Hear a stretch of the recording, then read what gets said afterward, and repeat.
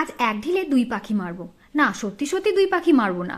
আজকে এমন একটা রেসিপি দেখাবো যেটা বানিয়ে ফেললে কিন্তু দুটো রেসিপির স্বাদ ভোগ করতে পারবেন। তো চলুন রেসিপিটা স্টার্ট করা যাক। প্রথমেই একটা বোলের মধ্যে নিয়ে নিতে হবে হাফ কাপ আতপ চালের গুঁড়ি, 1/4 কাপ ময়দা, 1 টেবিল স্পুন সুজি আর 1 চিমটি নুন দিয়ে ভালো করে মিশিয়ে তাতে দিয়ে দিতে হবে 1/4 কাপ নলেন গুড়, হাফ কাপ দুধ আর হাফ কাপ জল দিয়ে পাতলা একটা ব্যাটার তৈরি করে নিতে হবে। অন্যদিকে খোয়া ক্ষীর তৈরি করে রেখেছিলাম, তার মধ্যে 2 টেবিল স্পুন চিনি দিয়ে ভালো করে মিশিয়ে ঠান্ডা করে নিতে হবে। এবার যে ফ্রাইং প্যানে আমি পাটিসাপটা বানাবো তার মধ্যে হালকা ঘি ব্রাশ করে নিতে হবে। আর এক হাতা করে ওই যে পাতলা ব্যাটারটা আছে সেটা দিয়ে এরকম পাতলা করে তার মাঝখানে কিন্তু এই যে খোয়া ক্ষীরের পুরটা বানিয়ে রেখেছিলাম দিয়ে ভালো করে পাটিসাপটাটা তৈরি করে নিতে হবে। সব পাটিসাপটাগুলো সাইডে রাখতে হবে। এবার ওই একই প্যানের মধ্যে দিয়ে দেবো 1 কাপ মতো দুধ।